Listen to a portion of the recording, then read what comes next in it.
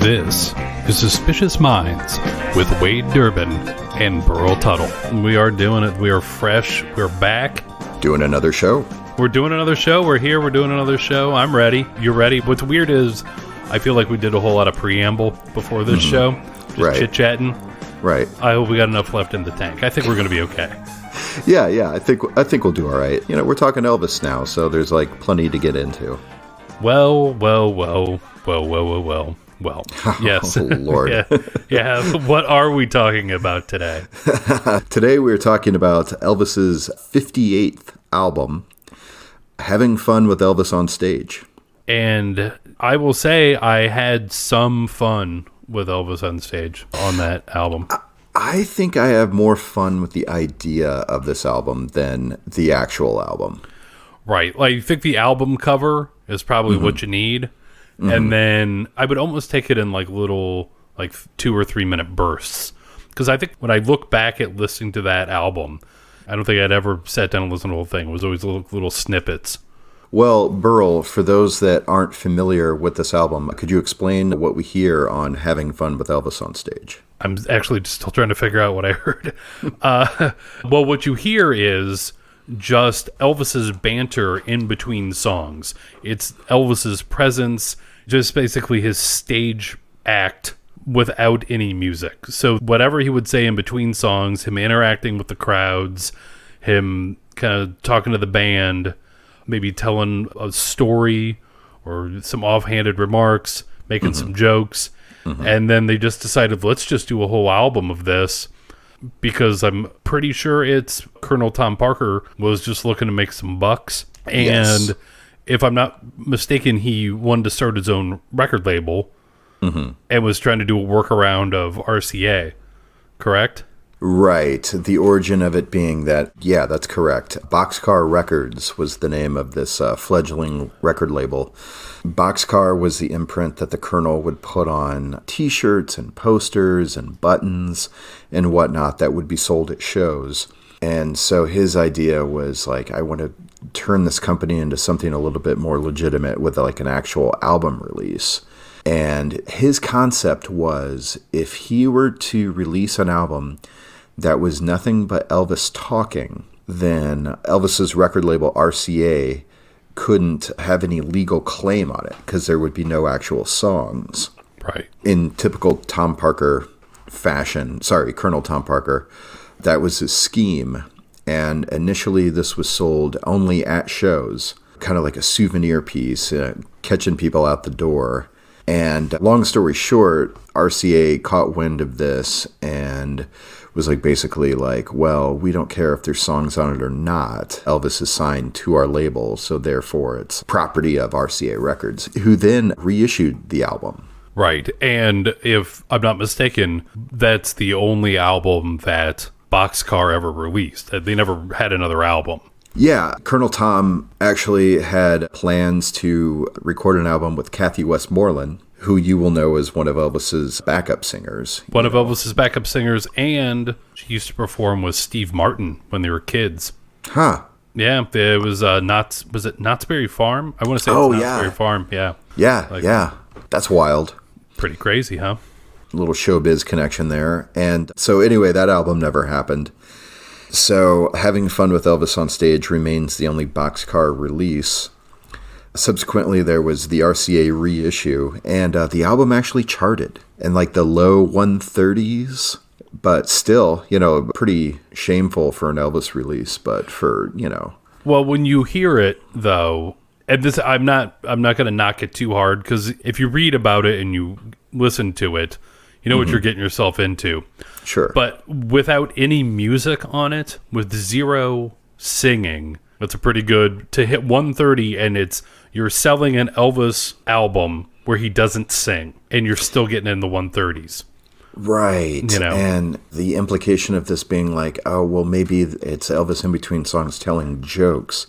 And that's not exactly accurate. No, not quite. There are a few moments where it's pretty close. And what's a little shocking on a re-listen, because I kind of remember there being more jokes. Mostly it's him singing, well, I was doing at the top of the thing where he's just saying well or singing it. It's like well kind of thing. And sometimes it kind of really gets the crowd going.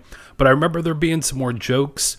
But you would think for a guy who did as many live shows as he did, that he would have some more banter, a few more bits that he would do, especially I would think later on when, you're trying to conserve the voice, not sing as much, Sure. kind of stretching it out.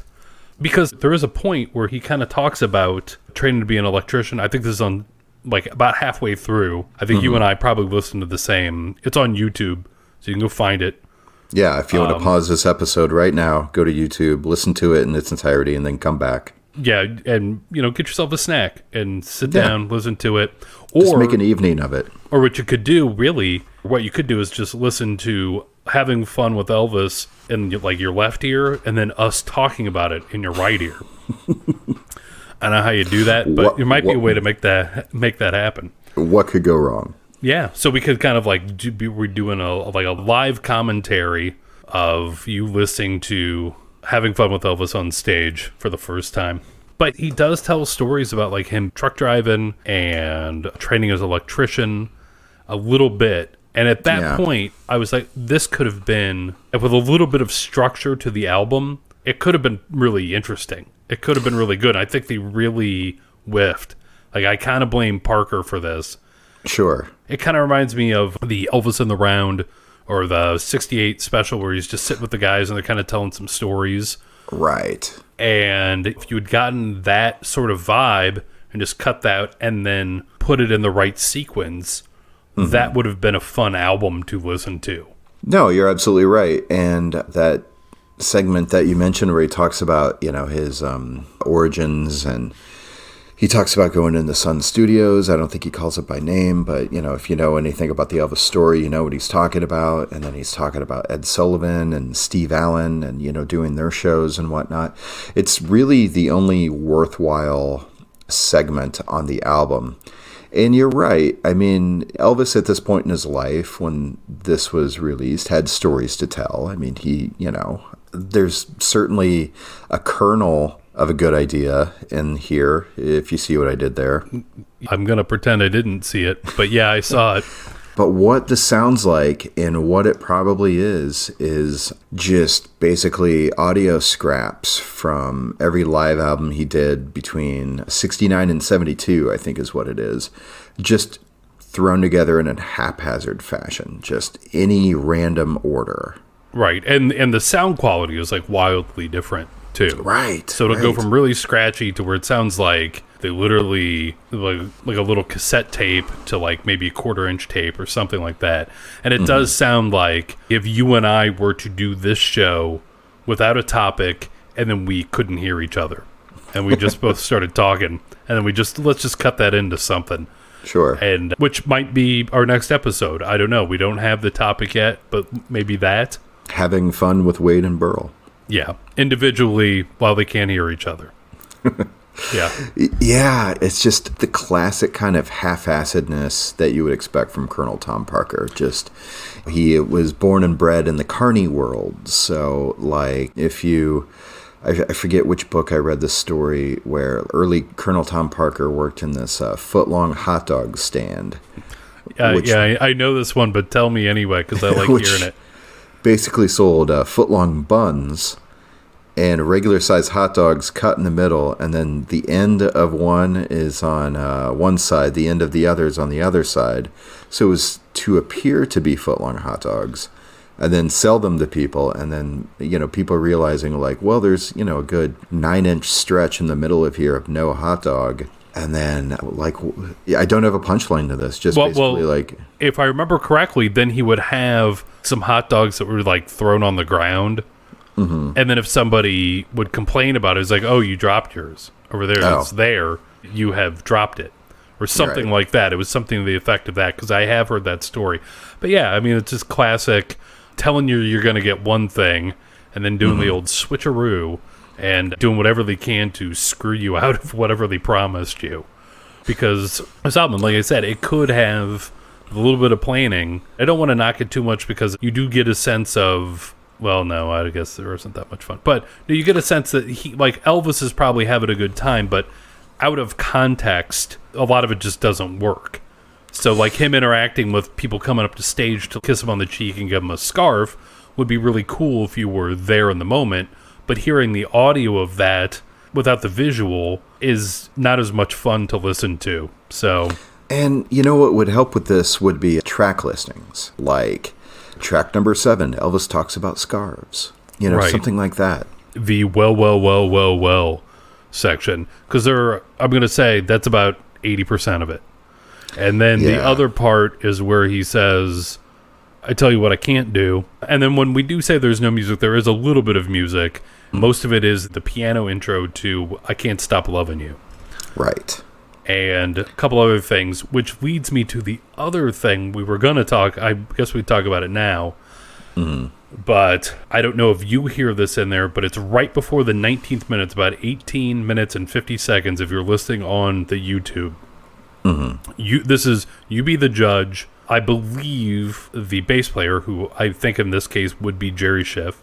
Which I would imagine was the bass player for all of this stuff. Yeah, pretty much all of it. So yeah. It sounds like he's playing the first notes to Dazed and Confused. Mm-hmm. So once again, and this came from a source, a friend of ours had mentioned it, and I was like, eh.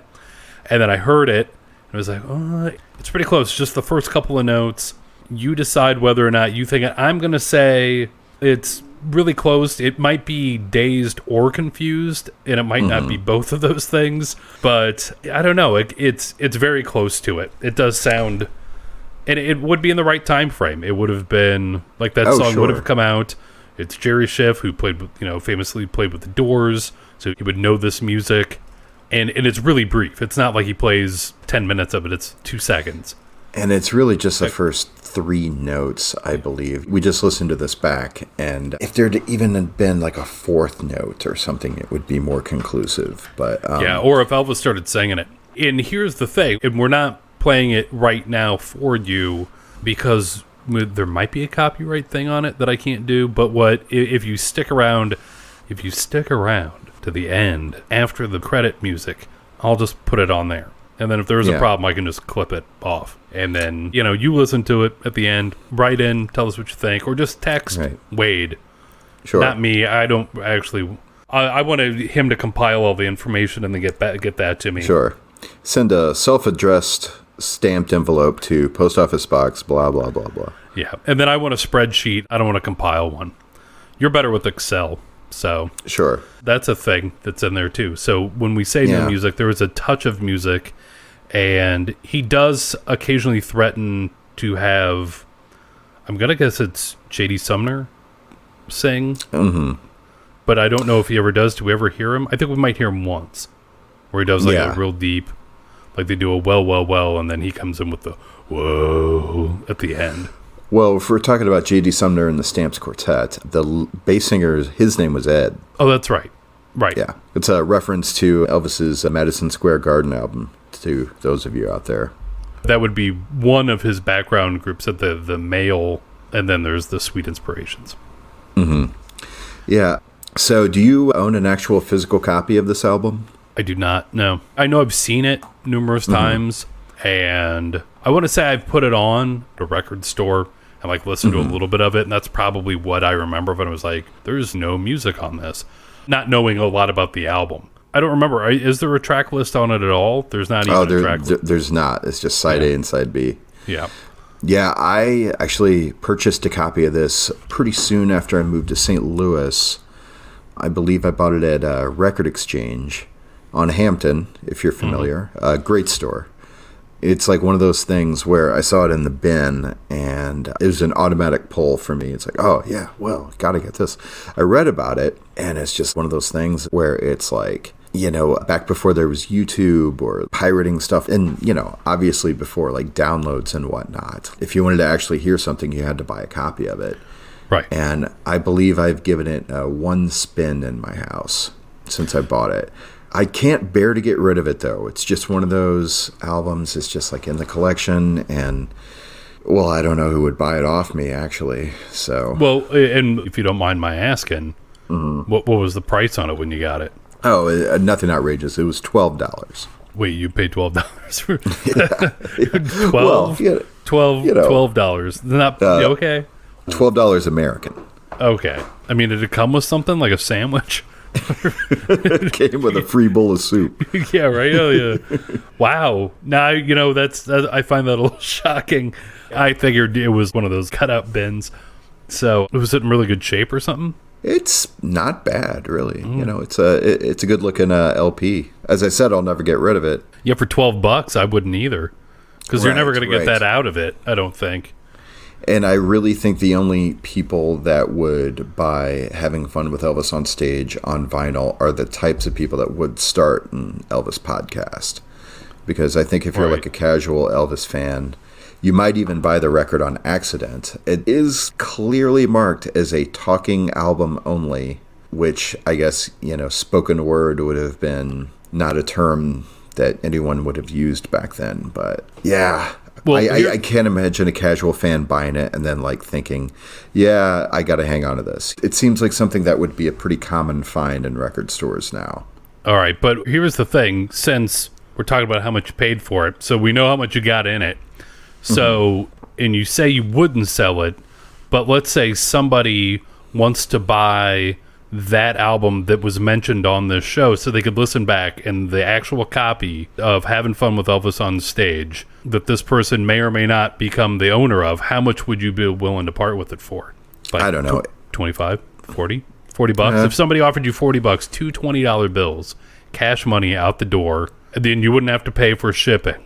I would say I would sell it for $18. You pay shipping. All right. So there's the price. So if anybody wants it, get in touch with Wade. I'm not part of this, but, there you go. Send a self-addressed stamped envelope to P.O. Box, blah, blah, blah, blah. Right. And actually to sit on that to make $6.50 over a 15-year period on a $12 investment, that's not bad.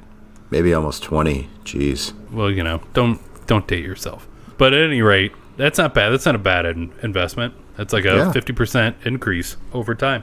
Yeah. See, what else we got on Having Fun with Elvis on Stage? I've got this. So Colonel Tom's plan to have an exclusive release on his own record label backfired. RCA took him to court. RCA gained ownership of the album. And, as I said, reissued it where it actually hit the charts. And it subsequently counted as one of Elvis's contractual obligation. As part of his record deal, he had to release so many albums a year. Right. It counted towards his 1974 album release obligation. Well, there you go. And as a result, Elvis did not record anything at all in the year of 1974. Good for him. He probably needed a break at that point. Yeah. I mean, it's 58th album, so it's a lot. It's a lot of content. I'm trying to think of other things I remember. He does talk about proper hydration a little bit on it, so that's good. Mm-hmm. He was a water drinking kind of guy, so he talks about how important it was to stay hydrated. And that was well before anybody else was talking about it. This was early 70s. He was way ahead of the curve there. Oh, sure. Elvis carried around a bottle of water before anyone. Sure. Absolutely. And then he does mention his father, too. He talks, I think they're recording on Father's Day. So then mentions his dad, who's probably off stage, came out, maybe gave a wave. I'm not sure. Sure. Oh, and also that he was a Fruit of the Looms guy. Interesting. I'm assuming. I think he might have, I don't know if he necessarily was, but he mentions that his Fruit of the Looms were too tight. And then he did some high voice thing. Or maybe he just had a contract with them, so he had to mention them on stage. Sure. Get a little money. Sponsorship. Sure. Yep. It pays for the tour. If I had one wish, though, I wish that somebody could have compiled a talking album only of Elvis's onstage rants about karate, because he doesn't even mention karate on this album. Doesn't mention that. He doesn't mention Mike Stone or Chicken Neck or anybody. Right, or just rants about tabloids, which was a common thing to read in his shows. I don't know if you've heard about that rant he did about the National Enquirer and how it's all lies. And they're talking about how he's strung out on drugs. And if I ever catch the guy who said that, I'll tear his tongue out by the roots. I don't remember that one. I'll send you the link. And if anyone at home wants to hear that link, I'll send a Self-addressed stamped envelope. Okay. All right. Yeah. Or, write in. We'll get it to you. Keep those cards and letters coming, people. Yeah. But, an entire album full of that stuff, that sounds amazing. You know what else would be fun is, and I know that you have heard this before, it's Elvis when he's recording in the jungle room and he asks for the 12 boiled eggs. And I don't know what that's on. I've heard it before. I heard it on like a compilation somebody made, but I actually don't know what album that came from. Well, really the only time I've ever heard that, my friend, he had a radio show in college, and he did an all Elvis show one time, and I remember him saying, be sure and listen for Elvis asking for boiled eggs. So I'll ask him. All right. What that's from. And you're sure he wants his name mentioned in this? Should I cut out part of his name? Should I bleep it? I don't want anybody harassing him with knowing his real Christian name. Yeah, well, yeah, maybe give it out. Beep. All right, if I remember how to do that when I'm editing. So, what else do we have about having fun? What else can we say? I guess we were going to turn it to now probably is stuff that's similar, like the other things. I don't know if there's any other thing. Here's what I would say. Give it a listen. You don't have to do it all in one sitting. I certainly didn't do it the first time. What I did was I listened about the first 15 to 18 minutes of it, came back, listened to basically one half and then the other half, the way you would listen to it on an album. And there's some stuff that is actually kind of fun on it. I just wish there was more fun. Like having occasional fun with Elvis on stage while he's saying the words well over and over again. Yeah. But give it a listen. Or I guess we've almost talked about it as long as the album is. And I hope we've been slightly more coherent than the actual album itself, though. We can't really guarantee that. I think there's a through line.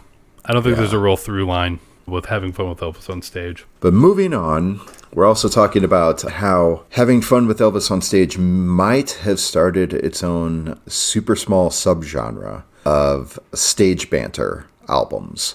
And to this list, we have to add, and this is a bootleg, but it's also available on YouTube if you want to check it out. And once again, Kiss comes up in an episode. As they should.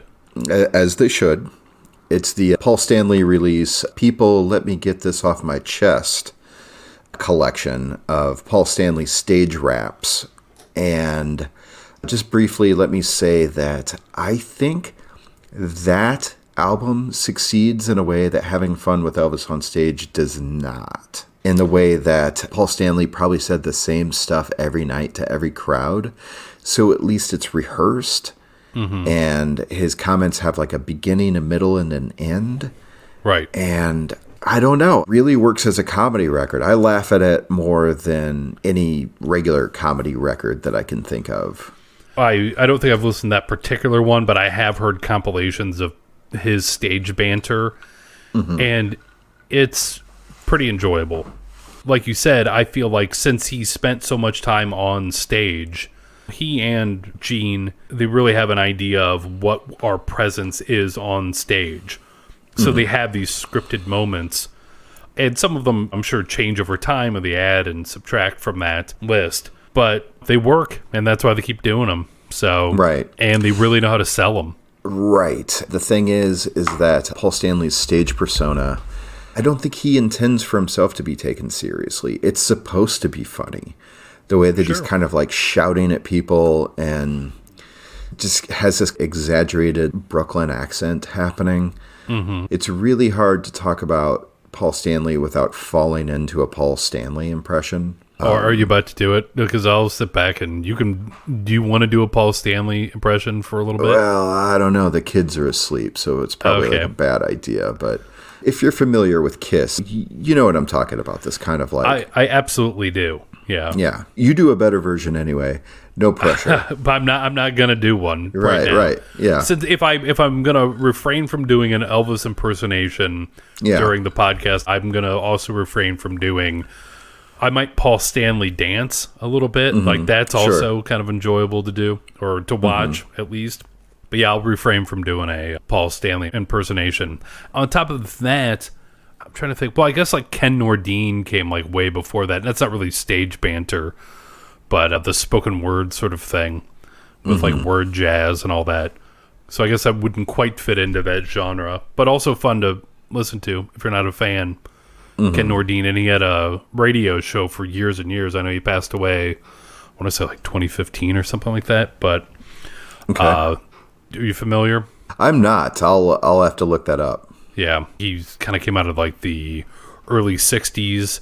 He kind of had a way with spoken word, real kind of avant-garde recordings. It was fun to listen to, but not on stage. It was more like a radio show. I guess we could add to this list, Henry Rollins has released like a number of spoken word albums. Former lead singer of Black Flag and Rollins Band. Though, his stuff is pretty tightly scripted, and it certainly doesn't fall into the realm of like stand-up comedy, but I just thought you could mention that because he's primarily known as a singer who's released a talking album only. Plenty of those, though. Right. What else would there be? There'd be, I guess there's Jim Morrison's American Prayer, an American Prayer. Yeah. There you go. That's one. That's one for the books. Yeah. But that was, if memory serves, like it was recorded, but then not released until like late 70s, like almost 1980. With the surviving doors providing soundscapes in the background. I don't know. It's the sort of thing I probably haven't listened to since high school, but back then I listened to it quite a bit. I don't know. It's an enjoyable listen if you're in the right frame of mind. My memory of it is like being at a party in high school and then somebody putting that on and it not getting well received, oddly enough. So here's a little bit of advice for you. If you're going to throw a high school party, just stay away from the spoken word albums. Right. Yeah, probably not what you want to do. Yeah, just get like a Cheap Trick record or something. You'll be fine. Yeah, absolutely. Or just a regular Elvis album or Kiss. Oh, sure. Or Kiss. Would be good. Do Kiss, any of it. Or Led Zeppelin, get Dazed and Confused. You can listen to that, the opening bass line. Over and over again. Well, I guess just one more I was going to mention in the talking album only subgenre. Indie rock legend Robert Pollard of Guided by Voices released a pair of albums, actually. Relaxation of the Asshole. And it's exactly the same format of having fun with Elvis on stage. It's between song raps with no music. And I haven't listened to it in its entirety. It's not on YouTube. There's probably someplace you can illegally download it or whatnot. Outside of that, it's a vinyl-only release, and I don't own the record, but it's just very much in the vein of having fun with Elvis on stage. Yeah, and like I said, 2 volumes out there. Well, it's nice that they had that much. Still to this day, the current lineup of Guided by Voices put out 3 to 4 albums a year. It's absolutely insane. It's and I'm a fan, but it's almost impossible to keep up. Yeah. There'll be like 6 albums I haven't even heard, and then it just becomes nearly impossible to catch up. I can't imagine putting together a set list for that. It's got to be tough. Yeah, I caught Guided by Voices in concert as recently as 2018, and that was exactly what it was. It's like, we got an album to sell. I think it was the Space Gun tour. So a good third of the set list was like all new stuff, and it seems like a real tough job to be in that band, learning all that stuff all the time. Yeah, I'm glad we're just doing this. This is way easier. We don't have to learn anything. Yeah. We just talk about stuff we already kind of knew about. Basically phone this in. Yeah, for all the kids at home listening, be more like us. Don't go out on the road. Oh, that's a hard life. That's a hard life. 3 albums a year? Come on, that's a lot of writing. It's outrageous. You're gonna wear yourself out. I've still got plenty of energy left. Got a whole day ahead of me. Yeah. Well, crap. Is this all we got for this one? Yeah, still I think we talked quite a bit about an album that I don't like very much at all. So yeah, like I said, I think we chatted about it. I mean, we went a little bit off the subject, but almost as long as that album is, at least, if not a little longer. So we did what we set out to do. Yeah, we did the damn thing. We did it. All right. Stick around for the end of this, because you might hear a bass line that's suspiciously almost kind of like Dazed and Confused. Maybe. Like, you be the judge. if you've stuck around this long, you might as well listen to the what we're going to do is the music's going to fade out from whatever is probably going to be playing over this, and then you're going to hear just 3 seconds of bass playing, and then you'll say, oh, nah, kind of. Believe me, it'll be worth it. And then feel free, if you haven't already, get your money out to buy the copy of Having Fun with Elvis on Stage mentioned in this podcast. The first $18 takes it. Originally, it was at $12, but it's appreciated so much. And now it's been mentioned in podcast form. So, really, I'm shocked it's going for that little. Mm-hmm. Yeah. All right. Well, till next time. I'm Wade. And I am Burl. And we're Suspicious Minds. Is that what we are? Yeah. We'll catch you next time. Peace. Lord help us. Come here, Charles.